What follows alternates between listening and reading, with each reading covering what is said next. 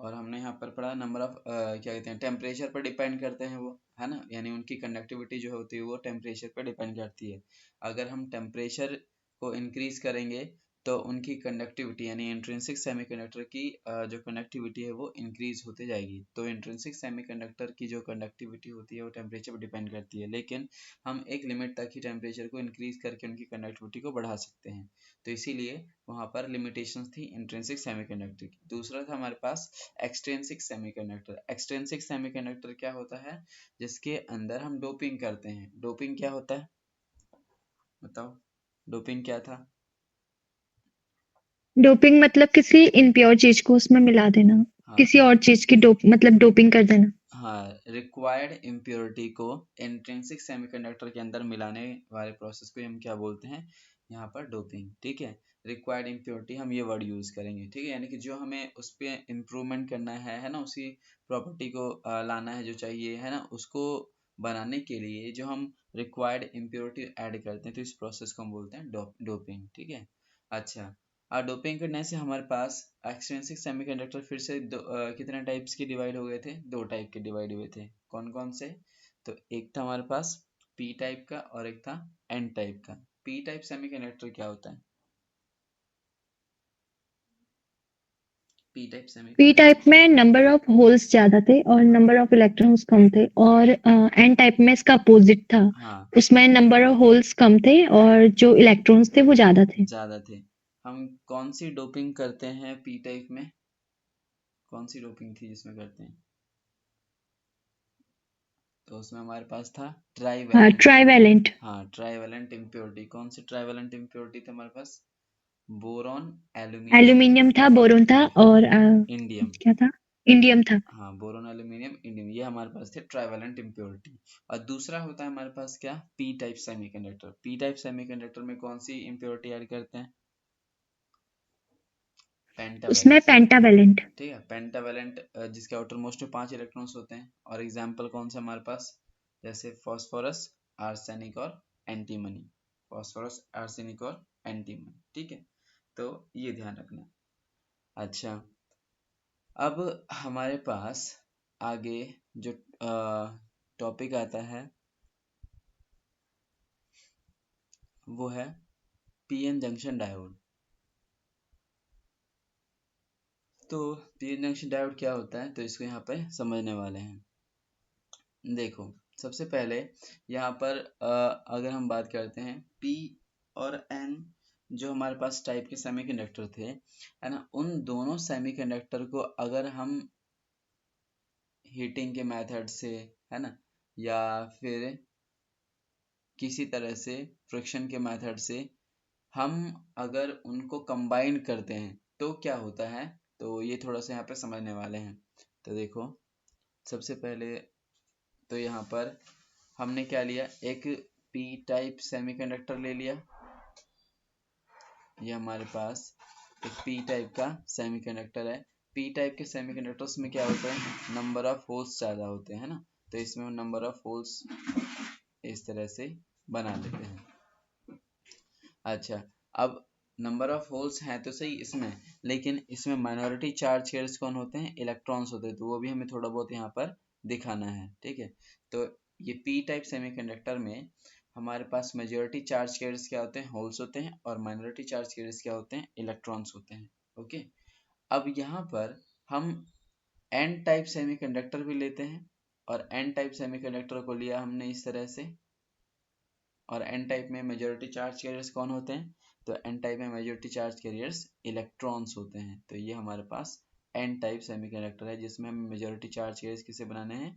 Electrons को बनाना है। तो इस तरह से हम यहाँ पर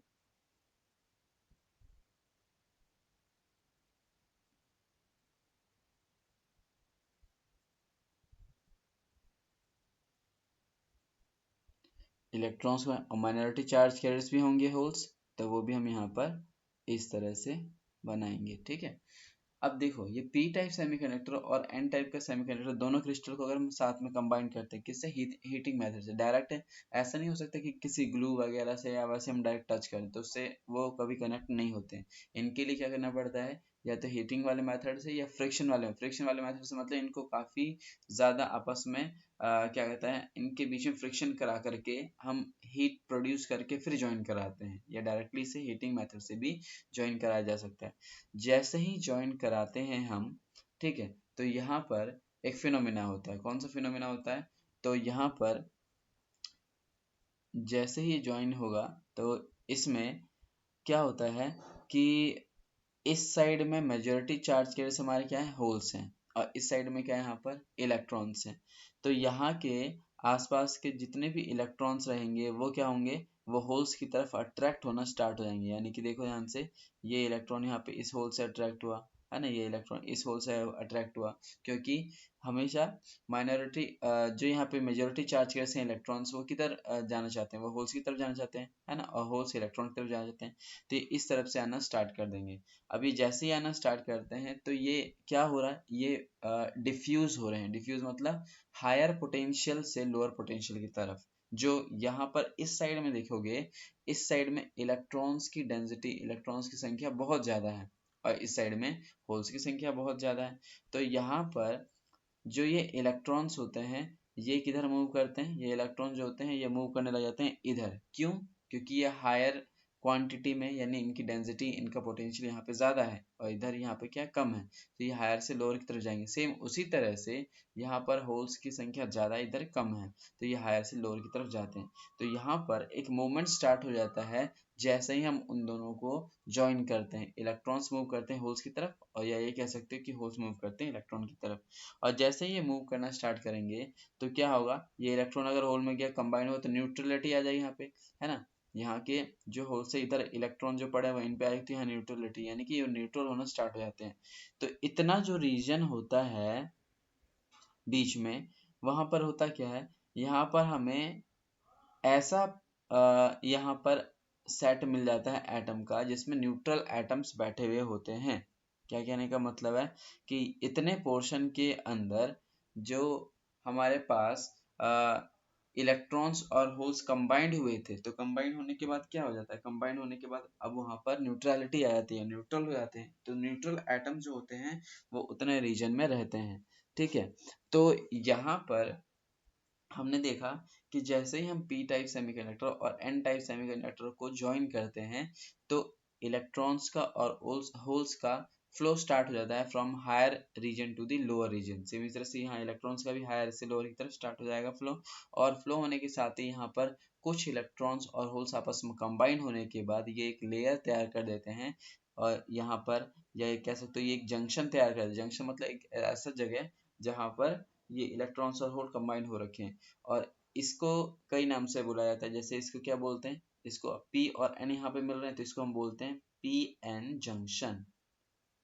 क्या बोलते हैं इसको हम, पी एन जंक्शन। या इसका एक नाम होता है डिप्लीशन लेयर। डिप्लीशन लेयर मतलब यहाँ पर क्या हुआ कि होल्स और इलेक्ट्रॉन्स आपस में कंबाइन होकर न्यूट्रल हो गए, तो ये डिप्लीट हो गए यहाँ पर, तो इसको हम बोलते हैं डिप्लीशन लेयर। डिप्लीशन लेयर, ठीक है। एक और इसका नाम है यहाँ पे क्या, पोटेंशियल बैरियर। पोटेंशियल बैरियर क्या होता है तो समझना इस चीज को।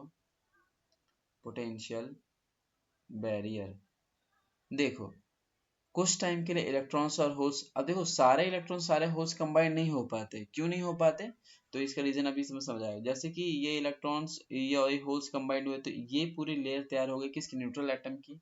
अब न्यूट्रल एटम की तैयार हो गई तो यहाँ पर होता क्या है कि माइनॉरिटी चार्ज कैरियर्स क्या होते हैं, ये अब एक्शन में स्टार्ट हो जाता है। एक्शन मतलब यहाँ पर जो इलेक्ट्रॉन्स इधर आ रहे थे तो ये इलेक्ट्रॉन्स होल से अट्रैक्ट हो रहे हैं, ठीक है, लेकिन इसमें माइनॉरिटी चार्ज कैरियर्स भी तो बैठे हुए हैं। अब ये जो माइनॉरिटी चार्ज कैरियर्स से बैठे हुए हैं ये यहाँ पर क्या करते हैं, यहाँ पर इस तरह से ये माइनॉरिटी चार्ज कैरियर्स इधर आना स्टार्ट हो जाते हैं। ऐसे ये नेगेटिव नेगेटिव वाले जो थे अब वो इधर आना स्टार्ट हो गए। क्यों, क्योंकि ये नहीं चाहते कि यहाँ के इलेक्ट्रॉन्स इस साइड, तो ये इलेक्ट्रॉन्स को रिपेल भी करते हैं आने वाले। सेम यहाँ पर इस साइड के जो माइनॉरिटी चार्ज कैरियर्स हैं होल्स, ये भी इस साइड में आना स्टार्ट हो जाते हैं, ये इस तरह से। पॉजिटिव पॉजिटिव, और ये बाकी आ रहे होल्स को अब रोकने की कोशिश करते हैं। तो यहाँ पर होता क्या है कि जो इलेक्ट्रॉन्स थे ये इधर आ गए, ये मैग्नेटिक चार्ज केयर्स वाले इलेक्ट्रॉन्स थे ये इधर आ गए, क्यों? क्योंकि ये आने वाले इलेक्ट्रॉन्स को अपोज करना स्टार्ट करते हैं, या कह सकते हो कि ये इलेक्ट्रॉन्स इन होल से भी अट्रैक्ट होते हैं, तो ये इधर आना स्टार्ट करते हैं, और यहाँ पर एक दीवार खड़ी हो जाती है किसकी? यहाँ पर इन इलेक्ट्रॉन्स की। अब ये इलेक्ट्रॉन्स फर्दर और ज्यादा इलेक्ट्रॉन्स को आने से रोकते हैं, ठीक है, और यहाँ पर होल्स की दीवार तैयार होती है, यानी पॉजिटिव पॉजिटिव दीवार तैयार होती है, जो कि यहाँ पे होल्स को आने से रोकता है। तो और ज्यादा होल्स नहीं आ सकते और ज्यादा इलेक्ट्रॉन नहीं आ सकते, मतलब एक सैचुरेशन लेवल आ जाता है जब इलेक्ट्रॉन्स और होल्स का जो मोशन हो रहा था वो स्टॉप हो जाता है, ठीक है। यानी पहले क्या हुआ था, डिफ्यूजन प्रोसेस हुआ, डिफ्यूजन प्रोसेस हायर से लोअर की तरफ फ्लो कर रहे थे, लेकिन एक हद तक की, जब तक यहाँ पर एक बैरियर क्रिएट नहीं हो जाता। बैरियर मतलब कि यहाँ पर इस साइड में देखा हमने कि इलेक्ट्रॉन्स जो थे माइनॉरिटी चार्ज कैरियर्स वो इकट्ठा हो गए, और इधर क्या हुआ, होल्स इकट्ठा हो गए। तो ये इलेक्ट्रॉन्स अब इलेक्ट्रॉन्स को आने से रोकते हैं, और ये होल्स होते हैं ये इधर के होल्स को आने से रोकते हैं। तो यहाँ पर एक बैरियर क्रिएट हो जाता है जिसको हम बोलते हैं पोटेंशियल बैरियर, ठीक है। तो इसके नाम हमारे पास कौन से हैं? एक है पोटेंशियल बैरियर, एक है डिप्लीशन लेयर। डिप्लीशन लेयर क्यों? क्योंकि ये एक ऐसी लेयर है जिसके अंदर न्यूट्रल एटम्स की लेयर होती है, ठीक है। और पी एन जंक्शन क्यों? क्योंकि पी और एन टाइप सेमीकंडक्टर हमने ज्वाइन करा है। तो यहाँ पर पी और एन टाइप सेमीकंडक्टर को ज्वाइन करने के साथ ही ये हमें फिनोमेना देखने को मिलता है, ठीक है। समझ आया इसमें? कोई डाउट तो नहीं? नहीं भैया। ठीक है, अब देखो आगे बढ़ते हैं। अब यहाँ पे कुछ पॉइंट्स हैं, तो इनको यहाँ पर देख लेते हैं। क्या है यहाँ पे? P N junction is a semiconductor device. देखो अकेला पी और एन टाइप सेमीकंडक्टर का भी डिवाइस नहीं बनाते हैं।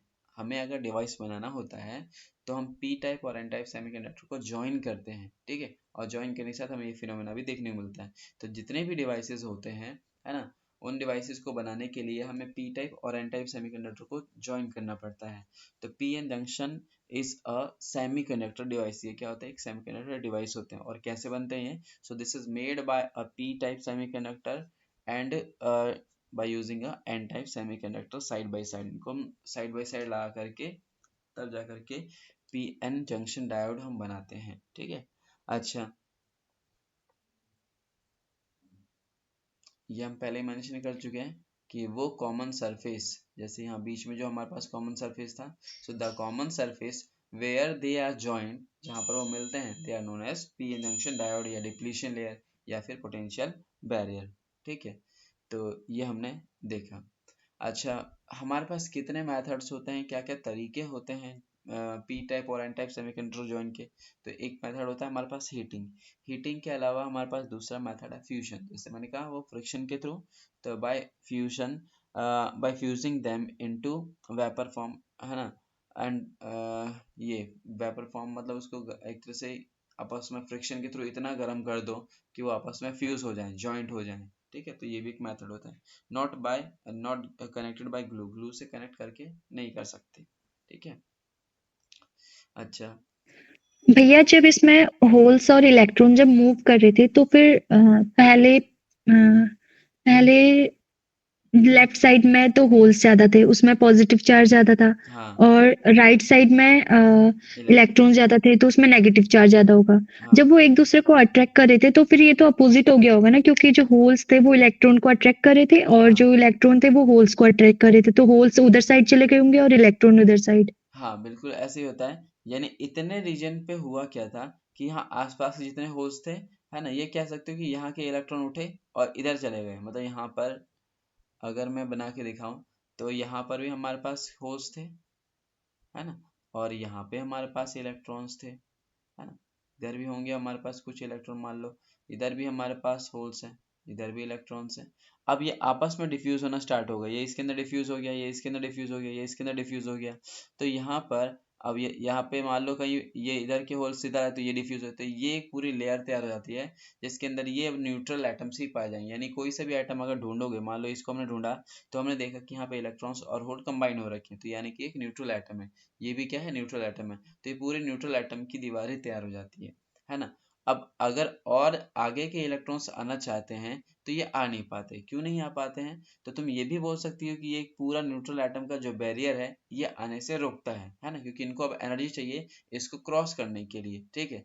और इसका एक और रीजन क्या दिया है जो यहाँ पे मेन, कि जो माइनॉरिटी चार्ज कैरियर्स हैं वो अब इधर जो हैं ये इधर आ जाते हैं। क्यों? क्योंकि ये फर्दर और इलेक्ट्रॉन्स को आने से मना करते हैं। सारे इलेक्ट्रॉन्स नहीं आते लेकिन काफी हद तक ये आते हैं, ठीक है। फिर इसी तरह से यहाँ के जो होल्स होते हैं, अब इतने सारे यहाँ पे देखो, जैसे ही होल इधर की तरफ बढ़ रहे थे, है ना, अब ये होल्स जो हैं यहाँ पर अगर बढ़ेंगे तो यहाँ पे जो माइनॉरिटी चार्ज कैरियर्स रहेंगे यानी कि पॉजिटिव होल, ये भी क्या करते हैं, इनके इलेक्ट्रॉन्स को भी तो अट्रैक्ट करना चाहेंगे, तो इसीलिए ये इधर आ जाते हैं, यानी ये प्लस वाले इधर आ जाते हैं।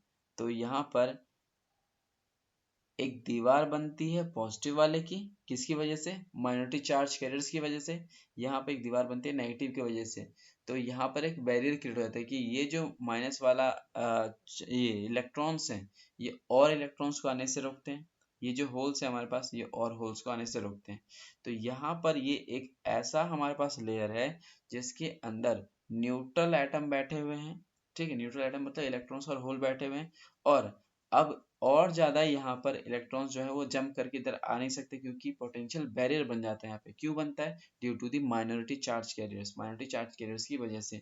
अब ये माइनॉरिटी चार्ज कैरियर्स और इलेक्ट्रॉन्स को आने से रोकते हैं, ये होल्स होते हैं और होल्स को आने से रोकते हैं, तो इसीलिए फर्दर कोई मोशन नहीं होता। तो इसीलिए स्टार्टिंग में जैसे ही हम पी और एन टाइप सेमीकंडक्टर को ज्वाइन करते हैं तो हमें यहाँ पर फ्लो दिखाई देता है चार्ज कैरियर्स का, होल्स का, इलेक्ट्रॉन्स का फ्लो दिखाई देता है, लेकिन बाद में कुछ भी नहीं होता, यानी ज्वाइंट हो गए तो उसके बाद कोई भी फ्लो हमें दिखाई नहीं देता है। क्यों नहीं दिखाई देता? क्योंकि कहीं ना कहीं बीच में एक डिप्लीशन लेयर है हमारे पास और एक पोटेंशियल बैरियर जो कि आने नहीं देते, अब होल्स को और इलेक्ट्रॉन्स को वो आने नहीं देते हैं, ठीक है। तो इसी वजह से फर्दर कोई मोशन नहीं होता, मूवमेंट नहीं होता, ठीक है। समझ आया? हाँ भैया, आ गया। हाँ, तो अब देखो ध्यान से, यहाँ पर वही जो मैंने बताया था लेयर के बारे में, क्या क्या इंपॉर्टेंट पॉइंट्स कि इसके अंदर न्यूट्रल एटम पाए जाते हैं। So this layer has no charge, no charges. यहाँ पर इस लेयर के अंदर तो कोई भी चार्ज नहीं होता, मतलब ना तो पॉजिटिव चार्ज होता है ना नेगेटिव चार्ज। क्यों? क्योंकि वो न्यूट्रल हो गए, कंबाइन होकर के, फ्यूज होकर के, ठीक है। तो यहाँ पे अंदर न्यूट्रल एटम्स पाए जाते हैं या नॉर्मल एटम्स पाए जाते हैं। So this layer is known as depletion layer. इसको हम क्या बोलते हैं? डिप्लीशन लेयर बोलते हैं। क्योंकि यहाँ पे चार्ज क्या हो गए? डिप्लीट हो गए। डिप्लीट मतलब सॉरी, डिप्लीट मतलब यहाँ पर कम उनके चार्ज जो है वो न्यूट्रल हो चुके हैं, ओके। अच्छा, अब देखो ध्यान से अगला इसमें क्या कह रहा है कि when the p n join together a potential barrier is created। जैसे मैंने अभी बताया यहाँ पर कि जैसे p और p n जंक्शन बनता है ना, यानी ये वाला जो जंक्शन बनता है तो यहाँ पर क्या होता है, एक पोटेंशियल बैरियर क्रिएट हो जाता है, ठीक है, at the junction, and because of this potential barrier moving of electrons or holes stops। जो इलेक्ट्रॉन्स और होल्स का मोशन होता है वो क्या होता है? बंद हो जाता है, ठीक है।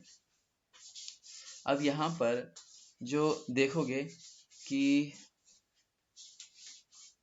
जो हमारे पास इलेक्ट्रॉन्स थे, है ना, वो इधर ऐसे आ गए थे, और जो यहाँ पर हमारे पास पॉजिटिव चार्ज है यानी होल्स वो इधर आ गए थे, ठीक है। तो ये हमारा पॉजिटिव वाला क्या होता है? हायर पोटेंशियल पे होता है, और ये क्या होता है? लोअर पोटेंशियल होता है। तो इनके बीच में जो पोटेंशियल बैरियर बनता है उसको कैसे शो कर सकते हैं? तो ये हायर पे है तो इसको हमने ये हाइट दे रखा है, हायर पोटेंशियल, और ये लोअर पे है तो यहाँ पे, ठीक है। तो इस तरह से ये हायर से लोअर ये पोटेंशियल बैरियर तैयार होता है जिसको हम ऐसे शो कर सकते हैं, ये फ्लैट करके। ये देखो पोटेंशियल यहाँ पे ऊपर की तरफ बढ़ रहा है, फिर ये इस तरह का। तो हमारे पास ये क्या है? हायर पोटेंशियल, और ये क्या है? लोअर पोटेंशियल पे, ओके। अच्छा, अब देखो, ठीक है, सिंपली हमने बताया कि इनके बीच में जो पोटेंशियल डिफरेंस होता है वो कुछ इस तरह से दिखता है, हायर से लोअर, तो वैसे हम समझ सकते हैं, यानी कि ये पोटेंशियल बैरियर के काम कर रहे हैं। अच्छा, अब उसके बाद हम थोड़ा सा आगे बढ़ते हैं कि जो हमारे पास पी और एन टाइप सेमीकंडक्टर को मिलाने के बाद, यहाँ पे मिक्स करने के बाद क्या कहते हैं, थोड़े टाइम के लिए जो करंट बनते हैं उनके उनके बारे में डिस्कस करते हैं। देखो जैसे ही पी और एन टाइप सेमीकंडक्टर को हम कंबाइन करते हैं तो यहाँ पर दो टाइप के करंट जो होते हैं वो कुछ इंस्टेंट के लिए बनते हैं। कौन से दो टाइप के करंट बनते हैं? तो ध्यान देना, एक बनता है हमारे पास डिफ्यूजन करंट, डिफ्यूजन करंट, और जो दूसरा होता है उसको हम बोलते हैं ड्रिफ्ट करंट, ड्रिफ्ट करंट। ठीक है, क्या होता है ये? तो इनको एक बार फटाफट से देखते हैं। डिफ्यूजन करंट क्या होता है? तो जैसा मैंने अभी बताया था, जैसे हम पी और एन टाइप को ज्वाइन करते हैं तो कुछ ही टाइम के लिए, कुछ ही इंस्टेंट के लिए जो इलेक्ट्रॉन्स है वो किधर चलना स्टार्ट कर देते हैं? होल्स की तरफ चलते हैं, और होल्स किधर चलते हैं? इलेक्ट्रॉन्स की तरफ चलते हैं। क्यों? क्योंकि ये हायर, यहाँ पर क्या है, हायर पोटेंशियल पे, मतलब यहाँ पर पहले से क्या ज्यादा क्वांटिटी में है ना इलेक्ट्रॉन्स, तो वो किधर जाना चाहेंगे? वो उधर जाएंगे जिधर लोअर पोटेंशियल होगा इलेक्ट्रॉन्स का, यानी कि वो इलेक्ट्रॉन्स इधर कम है, इधर इलेक्ट्रॉन्स ज्यादा हैं, तो इलेक्ट्रॉन्स इधर की तरफ मूव करना स्टार्ट करेंगे। होल्स इधर ज्यादा है, इधर कम है, तो होल्स इधर की तरफ मूव करना स्टार्ट कर देंगे। तो यहाँ पर क्या होता है, एक इलेक्ट्रॉन्स का और होल्स का डिफ्यूजन होना स्टार्ट हो जाता है, यानी यहाँ पर हायर से लोअर की तरफ ये मूव करना स्टार्ट कर देते हैं। तो जैसे ही इलेक्ट्रॉन्स इधर मूव कर रहे हैं, होल्स इधर मूव कर रहे हैं, तो चार्ज का मोशन तो है ही यहाँ पे। ठीक है, सो चार्जेस का motion from the higher to the lower, यानी हायर पोटेंशियल से लोअर पोटेंशियल की तरफ हम जो बोलते हैं, उससे जो करंट बनता है उसको हम बोलते हैं डिफ्यूजन करंट। तो डिफ्यूजन करंट क्या है? डिफ्यूजन करंट है when charge carriers move from higher region to the lower region। ठीक है, तो यानी कि बहुत सिंपल सी भाषा में अगर बात करी जाए तो डिफ्यूजन करंट को कैसे बता सकते हो?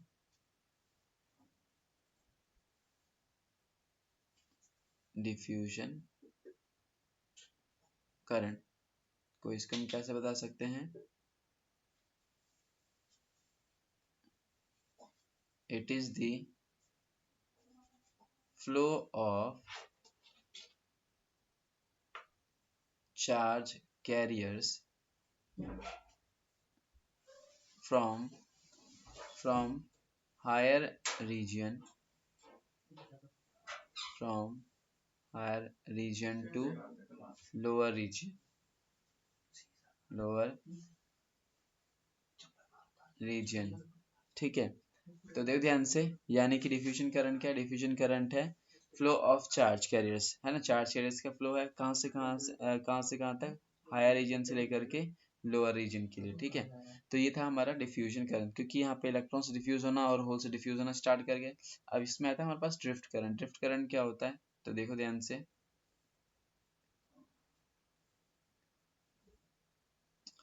ड्रिफ्ट करंट, ठीक है, ड्रिफ्ट मतलब होता है खिंचाव, है ना। अब देखो ध्यान से, जो यहाँ पर इलेक्ट्रॉन्स की एक दीवार बनी थी, यहाँ पर जो हमारे पास होल्स थे, यानी पॉजिटिव की जो दीवार बनी थी, ये भी अपना इफेक्ट दिखाते हैं। कैसे? तो ये जो इलेक्ट्रॉन्स की दीवार बनी है, ये इलेक्ट्रॉन्स के पास एबिलिटी होती है कि इस वाले रीजन में जो माइनॉरिटी चार्ज कैरियर्स हैं, होल्स, है ना, उनको खींचने की एबिलिटी है। यानी कि ये वाला जो हमारे पास यहाँ पर जो होल्स हैं, है ना, इनको ये अपनी तरफ खींचने की एबिलिटी रखता है। हालांकि ये पॉजिटिव वाले तो इससे रिपेल करेंगे, है ना, कहीं ना कहीं यहाँ पर आकर के। ठीक है, तो यहाँ पर फिर भी ये इस रीजन में जो माइनॉरिटी चार्ज कैरियर्स हैं, इनको अपनी तरफ खींचने की एबिलिटी रखते हैं। सेम उसी तरह से ये जो हमारे पास पॉजिटिव की दीवार है, यहाँ के जो इलेक्ट्रॉन्स होते हैं, इनको अपनी तरफ खींचने की एबिलिटी रखते हैं। ऐसा होगा।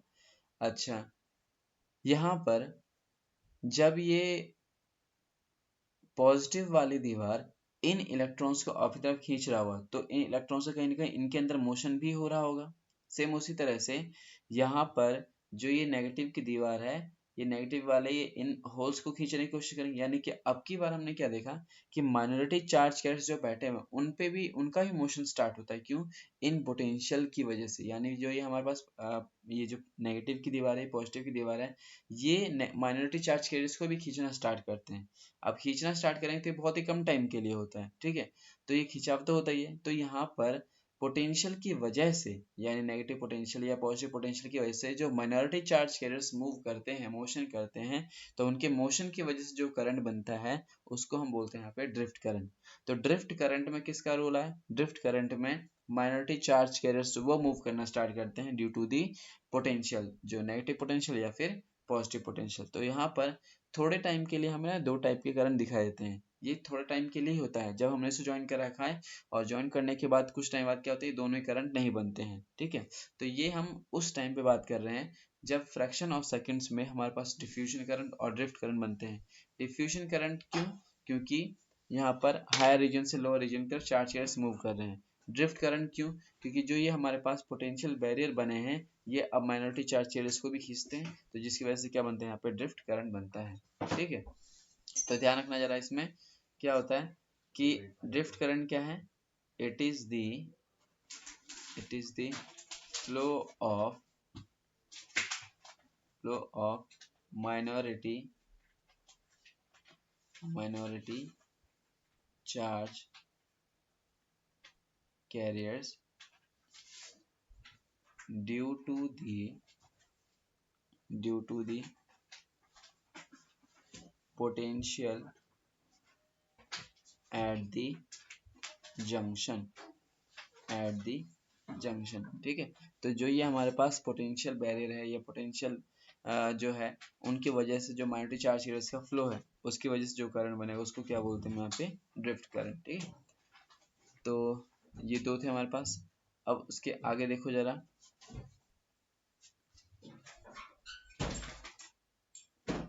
बाइसिंग। ठीक है, biasing of a PN junction. अब बाइसिंग ऑफ पीएन जंक्शन क्या है, तो इसको यहाँ पर समझते हैं। ये समझ आ गया? ड्रिफ्ट करंट, डिफ्यूजन करंट, कोई दिक्कत तो नहीं इसमें? नो भैया, आ गया समझ। अब देखो आगे बढ़ते हैं। बाइसिंग, ये जो बाइसिंग वर्ड है इसका सिंपल सा मतलब होता है कि पी एन जंक्शन को कनेक्ट करते हैं बैटरी से। तो एक ऐसा फिनोमेना जिसके अंदर हम पी एन जंक्शन डायोड को बैटरी से कनेक्ट करते हैं, तो इस फिनोमेना क्या बोलते हैं? बाइसिंग। तो बाइसिंग मतलब कनेक्टिंग टू अ बैटरी। ठीक है, सिंपल से ही ध्यान रखना है कि अभी देखो ध्यान से, पीछे जितने भी थे हमने उसमें बैटरी से कनेक्ट नहीं किया था, लेकिन अब क्या कर दिया, पी और एन टाइप सेमीकंडक्टर को अगर हमने कनेक्ट कर दिया एक बैटरी से, तो उस प्रोसेस को हम बोलते हैं बाइसिंग। तो biasing of a PN junction क्या है? Biasing of PN junction simply connecting to a PN junction diode to a battery या सेल। ठीक है, so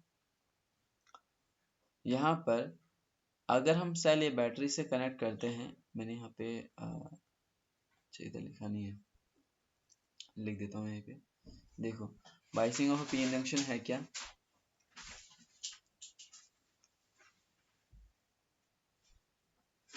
it is the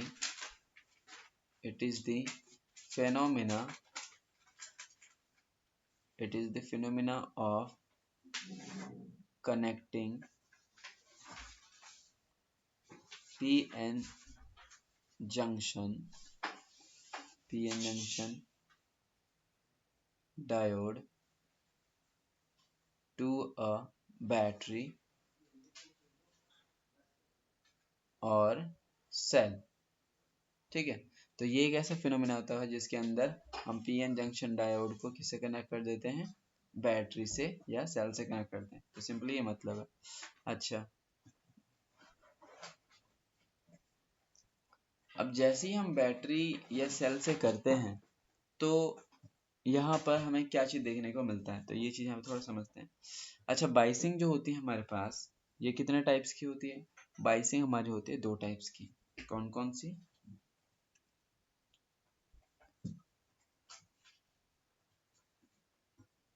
biasing हमारी होती है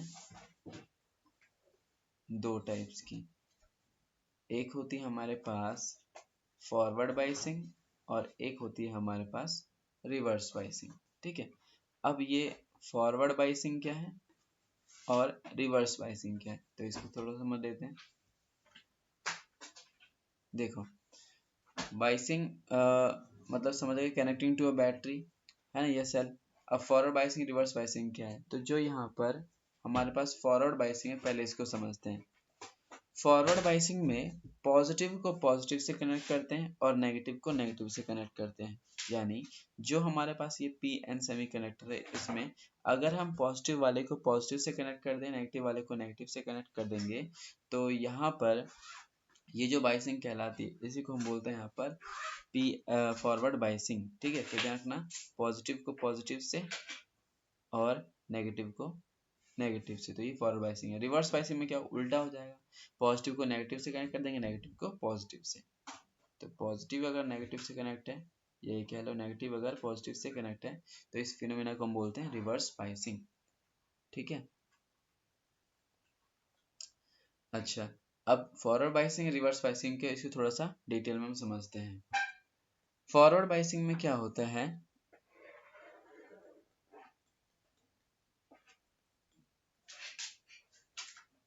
यहाँ पर डायग्राम बनाता हूँ मैं पहले।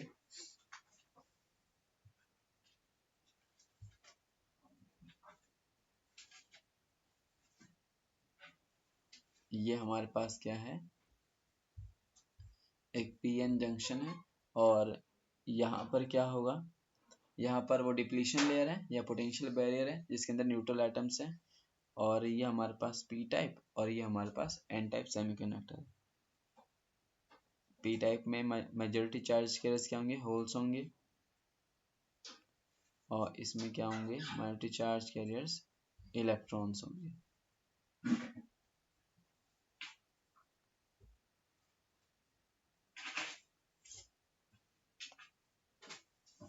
Majority charge carriers electrons.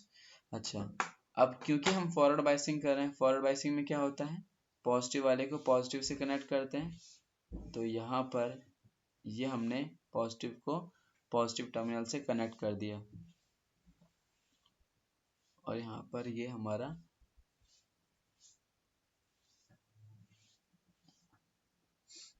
Negative वाला टर्मिनल, तो इसको हमने नेगेटिव से कनेक्ट कर दिया।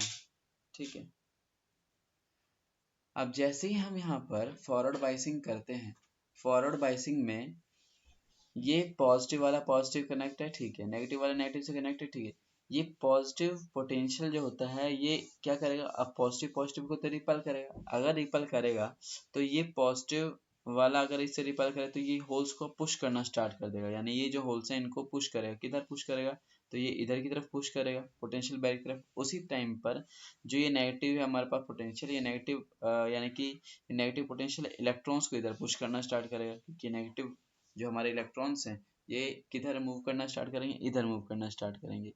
अब ये इधर मूव कर रहे हैं, ये इधर मूव कर रहे हैं, तो इससे होगा क्या, इससे होगा कि जो हमारे डिप्लीशन लेयर जो इतने इसकी विड्थ है, ये हो जाएगी कम, है ना, यानी ये क्या हो जाएंगे, अब यहाँ पर कम विड्थ हो गई यहाँ पर। समझ रहे हो क्यों, क्योंकि इन होल्स को इधर पुश करा जा रहा है, आगे की तरफ इन इलेक्ट्रॉन्स को इधर पुश करा जा रहा है, तो इससे क्या होगा, डिप्लीशन लेयर हमारी डिक्रीज हो जाती है। ठीक है, डिप्लीशन लेयर क्या हो जाएगी, डिक्रीज। तो यहाँ पर फॉरवर्ड बाइसिंग के अंदर, फॉरवर्ड बाइसिंग में क्या चीज हम देखते हैं, तो फॉरवर्ड बाइसिंग में हम देखते हैं कि डिप्लीशन लेयर डिक्रीज होती है। क्या होती है, डिक्रीज होती है। अगर हम पोटेंशियल को यहाँ से, हम पोटेंशियल को मान लो बढ़ाना स्टार्ट करते हैं, हमने मान लो पहले 1 वोल्ट दिया, तो कुछ यहाँ पर पोटेंशियल बैरियर कम, ये पोटेंशियल बैरियर कम हुआ, फिर 2 वोल्ट दिया तो पोटेंशियल बैरियर थोड़ा और कम हो गया, 3 दिया 3 वोल्ट कम हो गया। तो यहाँ पर क्या होता है कि जैसे जैसे हम पोटेंशियल को बढ़ाते हैं, जैसे जैसे हम पोटेंशियल को बढ़ाएंगे, वैसे वैसे डिप्लीशन लेयर क्या होगा, डिक्रीज करते जाता है। डिप्लीशन लेयर यहाँ पे क्या होगा, डिक्रीज करते हुए जाता है। और क्यों डिक्रीज करेगा, तो ये हम समझ गए कि पॉजिटिव वाला इधर रिपल हो रहा होगा और नेगेटिव वाला इधर, तो वो डिप्लीशन लेयर को क्या करते हैं, कम करते जाते हैं, डिप्लीशन लेयर डिक्रीजेस। ठीक है, तो जब भी पोटेंशियल को बढ़ाएंगे तो डिप्लीशन लेयर क्या होगा, डिक्रीज होगा, किस में, इन फॉरवर्ड बाइसिंग के अंदर। अच्छा, रिवर्स बाइसिंग में इसका जस्ट उल्टा होता है। ठीक है, वहां पर जैसे ही हम क्या करते हैं कि पोटेंशियल बैरियर को अगर बढ़ाते हैं, तो रिवर्स में क्या था, रिवर्स में हमारे पास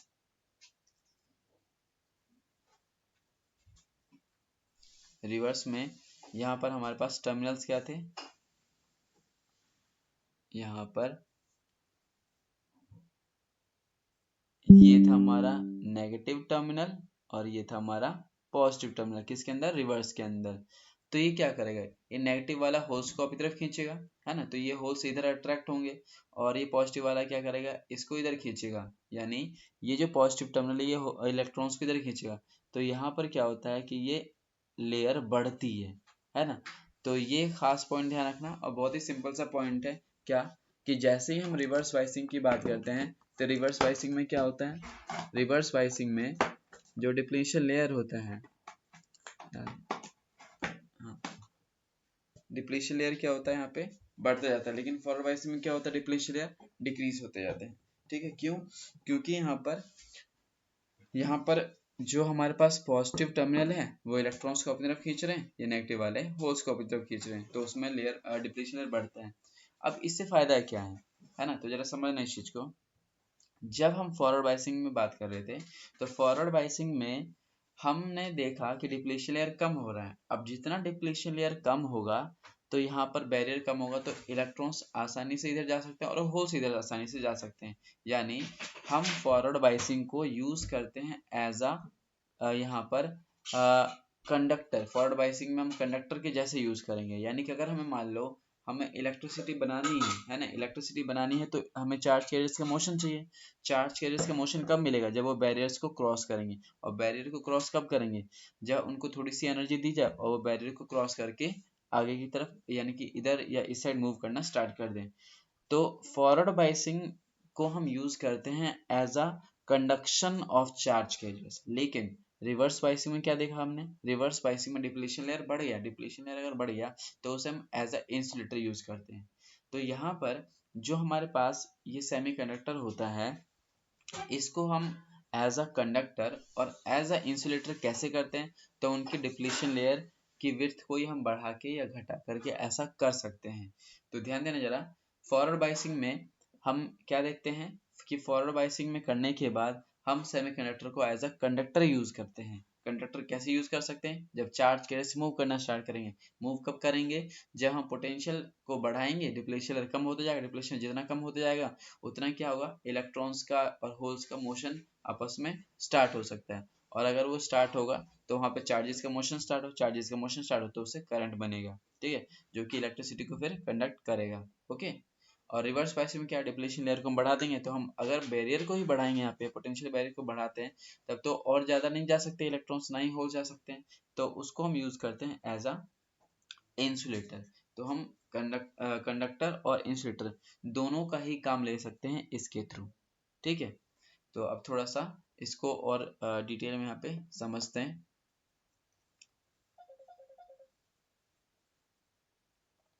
ये देखो यहाँ पर हमारे पास क्या है, in forward biasing the junction becomes a conductor. Forward biasing के अंदर क्या हमारे पास, जो हमारे पास ये बाइसिंग है वो एज अ कंडक्टर काम करता है। क्यों, क्योंकि डिप्लीशन लेयर उसमें क्या होती है, कम होती जाती है ना, कम होती जाएगी तो इलेक्ट्रॉन्स और होल्स आसानी से मूव कर सकते हैं इस बैरियर को, और मूव करेंगे तो जो करंट बनाएंगे उस टाइम पर उसे हम बोलते हैं यहाँ पर कि ये एज अ कंडक्टर जो है वो काम कर रहा है।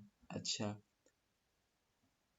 करंट अलाउड टू फ्लो है ना, व्हेन पोटेंशियल इंक्रीजेस। जैसे हम यहाँ पर पोटेंशियल को बढ़ाते हैं तो वो जो हमारे चार्ज चेयर से वो मूव कर सकते हैं, जिससे करंट जो होता है वो पास हो सकते हैं। तो वो था हमारे पास। अब रिवर्स बाइसिंग में हमने क्या लिख रखा है उस पॉइंट को देख लो। इन रिवर्स बाइसिंग डिप्लीशन लेयर, भैया ऐसा नहीं हो सकता, हाँ मतलब जब ये डिक्रीज होते जाए ये लेयर तो एक बार खत्म हो जाए हाँ डिक्रीज होते बिल्कुल होते। बिल्कुल ऐसा भी होता है। और ऐसा अगर होगा तो उस टाइम पर क्या होता है कि बहुत लार्ज अमाउंट ऑफ करंट हमें देखने को मिलता है। ठीक है, और इसको अभी हम अभी ग्राफ बनाएंगे तो उसमें समझेंगे कि हाँ ये कैसे होता है। ठीक है, बिल्कुल ऐसा होता है कि यहाँ पे वो खत्म भी हो जाता है लेयर एक टाइम पर, और वहाँ पे लार्ज अमाउंट ऑफ हमें करंट मिलता है, यानी कि हमें और ज़्यादा पोटेंशियल बढ़ाने की कोई ज़रूरत ही नहीं पड़ती है, और अचानक से बहुत तेज़ी से जो करंट है वो बढ़ने लग जाता है। और उस वोल्टेज को जिस पर वो बैरियर खत्म हो जाता है और हमें लार्ज अमाउंट ऑफ करंट मिलता है तो उसको हम बोलते हैं नी वोल्टेज। ठीक है, जो कि इसके आगे आएगा। ठीक है, देखो अब हम यहाँ पर बढ़ते हैं। Potential barrier gets gets, potential barrier gets height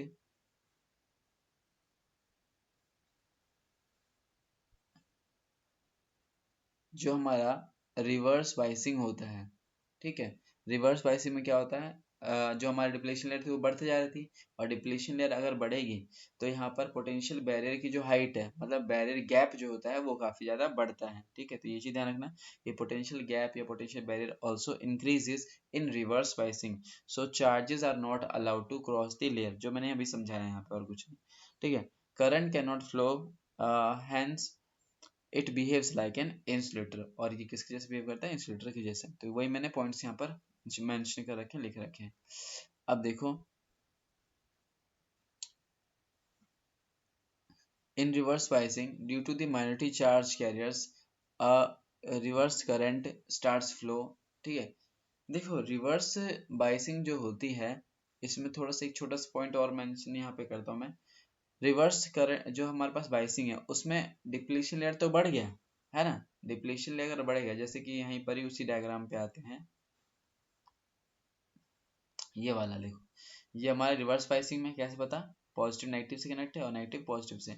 तो इसमें अगर हम पोटेंशियल को बढ़ाएंगे तो ये वाली लेयर बढ़ गई, यानी कि इसकी थिकनेस बढ़ गई, लेकिन जो माइनॉरिटी चार्ज कैरियर से होते हैं उनको मूव करा सकता है। तो बहुत ही स्मॉल करंट हमें इसमें भी देखने को मिलता है। क्यों देखने को मिलता है, क्योंकि माइनॉरिटी चार्ज कैरियर्स तो अभी भी है ना। अब यहाँ पर जो ये तुम्हारा नेगेटिव टर्मिनल है ना, नेगेटिव टर्मिनल हम इधर से लगा रहे हैं, ये पॉजिटिव टर्मिनल हम इधर से लगा रहे हैं।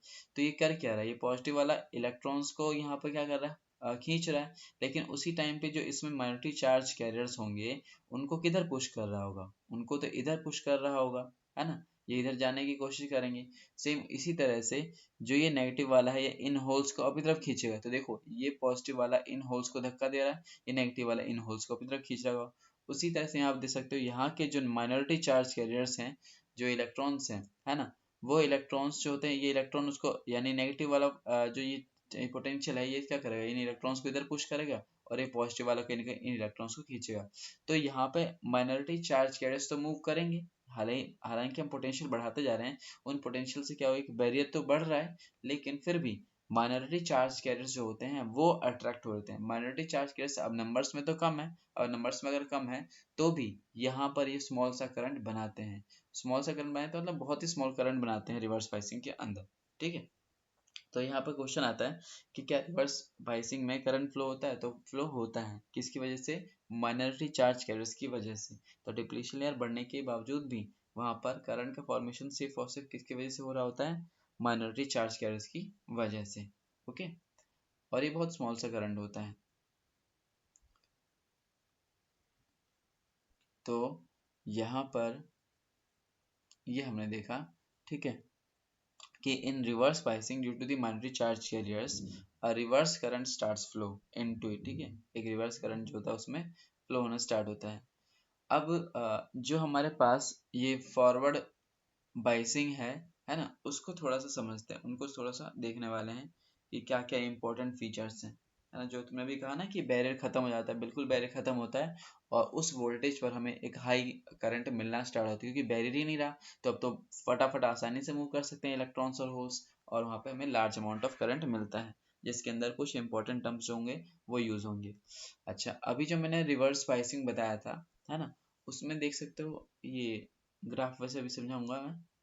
उसमें ना हमारे पास जो बहुत छोटा सा करंट मिलता है, और वो छोटा जो करंट मिलता है वो किसकी वजह से मिलता है, माइनॉरिटी चार्ज की वजह से। तो इसी वजह से इसका ग्राफ ना कुछ ऐसे जाता है, फ्लैट हो जाता है आगे जाके। ये हमारे पास एक्सिस है पोटेंशियल का, और ये वाला करंट का। तो देखो करंट जो होता है वो हमारा थोड़ा सा बड़ा है यहाँ पे, और उसके बाद एक कांस्टेंट हुई थी, बहुत स्मॉल अमाउंट ऑफ करंट हमें रिवर्स बाइसिंग में मिलता है, ठीक है। ऐसा नहीं कि बिल्कुल ही ब्लॉक हो जाता है वो, वहाँ पे हमें स्मॉल अमाउंट ऑफ करंट मिलते हैं, ओके। और वो किसकी वजह से, माइनॉरिटी चार्ज की वजह से। भैया इसका प्रैक्टिकल भी किया था स्कूल में। अच्छा, करवाया था उन्होंने। हाँ, उस टाइम पे तो इतना कुछ समझ नहीं आया, लेकिन अभी आ रहा है कि क्या हुआ था करके। हाँ, इसमें ये चीज होता है। अब फॉरवर्ड बाइसिंग रिवर्स बाइसिंग इसको पढ़ोगे ना तो तुम्हें समझ आएगा कि फॉरवर्ड बाइसिंग में जैसे डिप्लीशन लेयर खत्म होता है, रिवर्स बाइसिंग में भी ऐसा होता है कि एक टाइम पर बैरियर बढ़ते बढ़ते पूरे ही पी एन जंक्शन को कवर कर लेता है, और फिर अचानक से बहुत तेजी से जो होता है उसके अंदर जो होता है हमारे पास वो करंट बनने लगता है बहुत लार्ज उस पोटेंशियल पर, ठीक है। तो ये भी हम ग्राफ के अंदर इसमें समझेंगे। तो इसको मैं सबसे पहले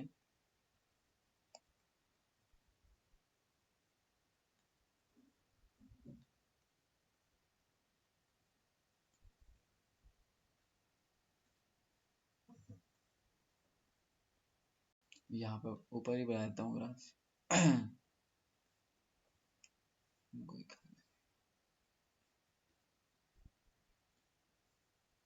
चलो छोड़ो यही कर देते। देखो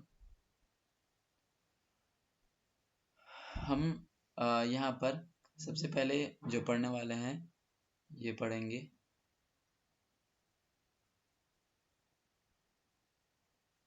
फॉरवर्ड बाइसिंग।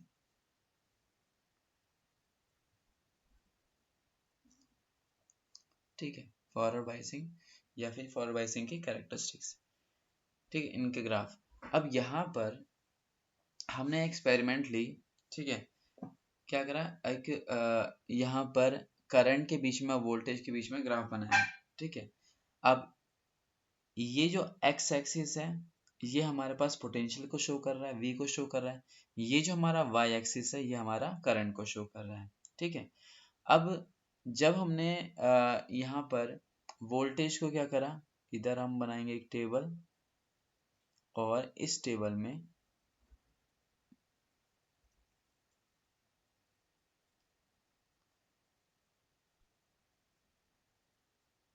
ये एक साइड हम रख लेंगे वोल्टेज को और एक साइड लेंगे हम करंट को, ठीक है। अगर हम ये जो हमारा ओरिजिन है अगर हम इस साइड जाएंगे तो इधर हम पॉजिटिव पोटेंशियल दे रहे हैं और इधर अगर हम जाते हैं तो नेगेटिव पोटेंशियल दे रहे हैं। तो यहाँ पे ऐसे मान सकते हो कि यहाँ पे हमारा क्या होगा, +1 +2 +3 +4 इस टाइप, +5 +6 इस तरह से। ऊपर क्या हमारे पास 1 2 3 4 5, नीचे -1 -2। तो ये जो हमारा करंट है ये किस में है हमारे पास, ये हमारा ये एम्पियर में ले रखा है क्योंकि हम स्मॉल करंट की बात कर रहे हैं। तो ये मिली एम्पियर में हम लेते हैं, खासकर जो हमारा करंट होता है वो मिली एम्पियर में हमें यहाँ पर देखने को मिलता है, ठीक है। और रिवर्स बाइसिंग में क्या होता है कि और ज़्यादा कम करंट मिलता है जो कि माइक्रो एम्पियर में होता है, ठीक है। तो ध्यान रखना यहाँ पर जो करंट हमें मिल रहा है वो किस में है, वो मिली एम्पियर में है। रिवर्स बाइसिंग माइक्रो एम्पियर में होता है। इधर जो हमारे पास वोल्टेज है ये हमारे किस में होता है, वोल्ट में होता है। तो मान लेते हैं एग्जाम्पल के लिए यहाँ पर समझा हमने एक्सपेरिमेंटली हमने क्या क्या चीज़ें देखा। तो अगर हमने पोटेंशियल लिया जीरो वोल्टेज पर करंट भी हमें क्या मिलता है, जीरो मिलता है। फिर हमने पोटेंशियल को बढ़ाया, हमने बोला 1 वोल्ट, 1 वोल्ट पे देखा कि करंट हमें अभी भी जीरो मिलता है, यानी कोई करंट हमें नहीं मिलता है, ठीक है। फिर हमने देखा कि यहाँ पर 2 वोल्ट, 2 वोल्ट पे फिर से हमें कोई करंट नहीं मिलता, ठीक है। फिर यहाँ पर 3 वोल्ट, तो 3 वोल्ट पर भी यहाँ पर हम मान लेते हैं ये हमें जीरो करंट। जैसे ही हम 4 वोल्ट करते हैं तो अचानक से करंट की वैल्यू यहाँ पे बढ़ना स्टार्ट होती है।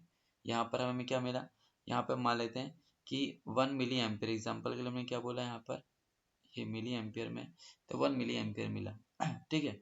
फिर हम यहाँ पर 5 करते हैं तो यहाँ पर हमें क्या देखने को मिलता है, ये 2 मिली एम्पियर मिला इस तरह का। यहाँ पर 6 पर तो ये 2.5 कुछ इस तरह से मिला हमें। 7 पर 3 मिला हमें। 8 पर 4 मिला। तो अब देख सकते हो जैसे जैसे पोटेंशियल को बढ़ा रहे हैं वैसे वैसे यहाँ पर क्या है, करंट की वैल्यू भी बढ़ती जाए। लेकिन स्टार्टिंग में कुछ वोल्टेज पर यहाँ पर हमें कोई भी करंट नहीं मिला था। जैसे हम 4 पे आए तब वो जाके स्टार्ट हो गया, ठीक है। ये हम एक रफ वो ले रहे हैं। अच्छा, फिर हम देखते हैं क्या, हम जैसे जैसे आगे बढ़ते हैं 9 पे हमें कुछ 5 मिला, फिर जाकर के हमें मान लेते हैं 10, 10 पर हम देखते हैं कि यहाँ पर वैल्यू सीधे 7, 11 पे क्या हो गया हम पे सीधे 10, यानी ये बहुत तेजी से बढ़ने लगे यहाँ पर।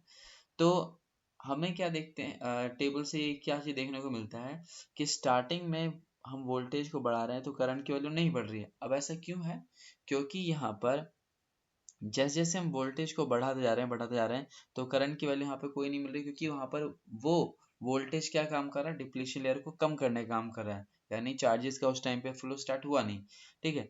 जैसे जैसे हम वोल्टेज को बढ़ाते जाता है डिप्लीशन कम होता जाता है, डिप्लीशन कम होते जाएगा, कम होते होते एक ऐसा टाइम आया कि अब काफी हद तक वो डिप्लीशन बहुत कम हो जाता है, बहुत कम होगा तो वहाँ पे अब चार्जेस का मोशन स्टार्ट होता है, चार्जेस का मोशन स्टार्ट होगा तो अब हमें करंट मिलने लगता है, और करंट इस तरह से मिलने लगता है, और ऐसे करते करते हमें यहाँ पर एक ऐसा वोल्टेज मिलता है, मान लो ये 12 ले लिया मैंने, 12 पे सीधे हमें 15, फिर आगे बढ़ाएंगे हम तो यहाँ पर सीधे 20 इस तरह का मिलता है। तो यहाँ पर हमें एक ऐसा वोल्टेज मिलेगा जहां पर बहुत तेजी से करंट हमारा बढ़ने लगता है, जिसको हम बोलते हैं नी वोल्टेज। क्या बोलते हैं? नी वोल्टेज। यानी ये कह सकते हो कि डिप्लीशन लेयर अब ना के बराबर, यानी उसकी थिकनेस जो होती है ना के बराबर होने लगती है, यानी वो खत्म होने वाला रहता है। उस टाइम पर हम हल्का सा भी अगर वोल्टेज बढ़ाते हैं या देते हैं तो यहाँ पे करंट की वैल्यू बहुत तेजी से बढ़ने लगती है। तो ये ग्राफ देखो काफी हद तक सीधे सीधे की तरफ ऊपर की तरफ जा रहा है यहाँ पे। तो फॉरवर्ड बायसिंग के अंदर वोल्टेज को बढ़ाने पर करंट की वैल्यू बढ़ती है। कब? एक पर्टिकुलर पॉइंट वोल्टेज के बाद, जैसे कि 3 तक तो कोई दिखाई नहीं दिया। क्यों नहीं दिखा दिया? क्योंकि वहां पर ये वोल्टेज डिप्लीशन लेवल को कम करने का काम कर रहा था, चार्जेस का अभी भी मोशन स्टार्ट हुआ नहीं था। तो इसीलिए ग्राफ में देखोगे तो ये ग्राफ अभी भी फ्लैट है यहाँ पे, है ना, अभी भी उठा नहीं है। और धीरे धीरे करके ऐसे जाओगे तो एक पॉइंट से स्टार्ट होना स्टार्ट हो जाता है ऊपर की तरफ, फिर बाद में बहुत तेजी से बढ़ता है। बहुत तेजी से बढ़ता है कब? जब डिप्लीशन लेयर यहाँ पे खत्म होने वाली रहती है, तो यहाँ पे वो बहुत तेजी से बढ़ते हैं। तो ये जो एक ऐसा वोल्टेज होता है जहां पर हमारा ग्राफ बहुत तेजी से ऊपर बढ़ने लगता है, इसको हम बोलते हैं नी वोल्टेज। नी वोल्टेज मतलब एक ऐसा वोल्टेज फॉरवर्ड बायसिंग के अंदर जिस पर करंट की वैल्यू बहुत तेजी से बढ़ने लग जाए, उसी को हम यहाँ पे क्या बोलते हैं? Forward biasing. ठीक है, तो ये चीज ध्यान रखना कि फॉरवर्ड बायसिंग के अंदर क्या होता है, स्टार्टिंग में हमें कोई करंट नहीं मिलेगा, फिर उसके बाद आकर के एक जो हमारे पास वोल्टेज होता है ना, एक पर्टिकुलर वोल्टेज, वहां से हमें करंट की वैल्यू मिलनी स्टार्ट हो जाती है। ठीक है, और उसके बाद आकर के करंट की वैल्यू तेजी से बढ़ने लगती है। तो एक ऐसा हमें वोल्टेज मिलता है जिसको हम नी वोल्टेज बोलते हैं, जहाँ पे करंट की वैल्यू बहुत तेजी से बढ़ने लगती है।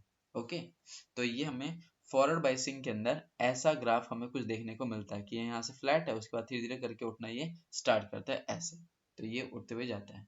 तो ये हमारा क्या है? फॉरवर्ड बायसिंग के अंदर। ठीक है, तो समझ आया वाला ग्राफ? हाँ भैया। ठीक है। अच्छा, अब रिवर्स बाइसिंग वाला हम नेक्स्ट क्लास में कर लेंगे। ठीक है, ताकि उन ठीक बाकी है। को भी समझ आए। तो इसको यहीं तक ही रखते हैं।